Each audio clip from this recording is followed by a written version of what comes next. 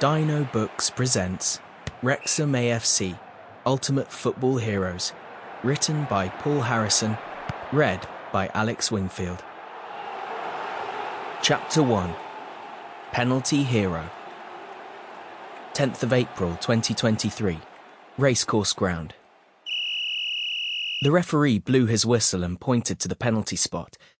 A confused silence settled over the Wrexham fans, but the away supporters from Notts County were overjoyed.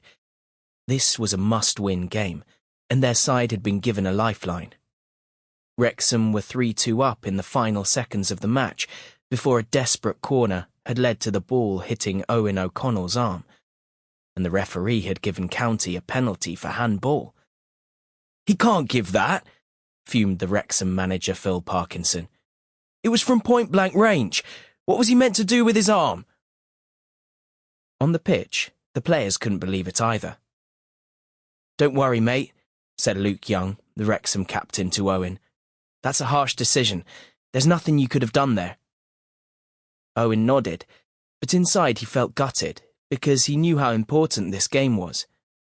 There was only one automatic promotion spot available from this league, and Notts County were Wrexham's closest rival.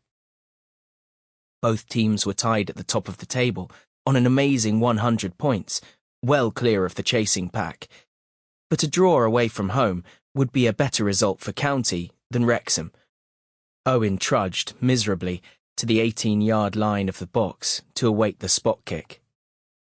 Although most of the Wrexham players were either disappointed or annoyed, there was one who was calm, and maybe even a little excited.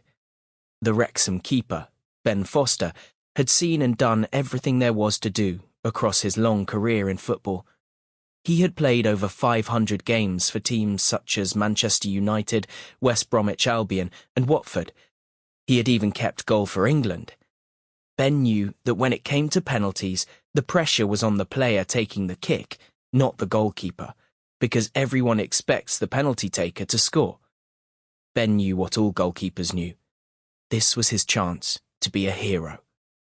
"You all right, Ben?" Luke asked, slapping his keeper on the back. "Course I am," smiled Ben. "Don't worry, lads, I've got this covered." Luke chuckled to himself and jogged back to his place on the line.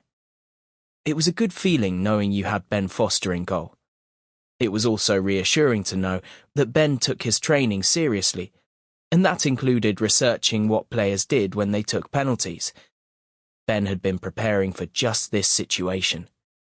Before each game, he and the coaches had gone through what kind of kick each team's penalty taker would try.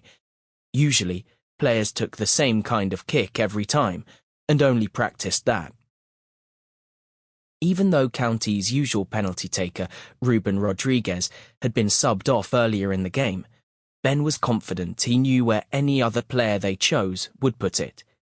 He calmly took a sip from his water bottle as he watched Cedwyn Scott walk up and place the ball on the penalty spot. The racecourse ground fell into a deathly silence. It felt like everyone was holding their breath. "He's going to place it to my left," thought Ben, recalling what Aidan Davison, the goalkeeping coach, had said to him pre-game. But then Ben looked again. Cedwyn wasn't looking so confident. Ben stood to his full 1.93-metre height and stretched his arms out wide to try and fill as much of the goal as possible and intimidate the Notts County player. He had a good feeling in the pit of his stomach. Cedwyn took a few paces back, glanced up at the goal, and slowly exhaled to calm his nerves. The referee, Scott Tallis, put the whistle to his lips and blew. Cedwyn paused, and then started his run-up. But something didn't look right. Ben saw it immediately. He's changed his penalty. He's going to put it to my right. Quick as a flash, Ben adjusted his feet and pushed off in the opposite direction to the one he was originally going to take. Cedwyn hit the ball well, strong and hard, but Ben had chosen correctly. The ball thudded into Ben's left wrist, cannoned away, and was kicked to safety for a corner. Sample complete. Ready to continue?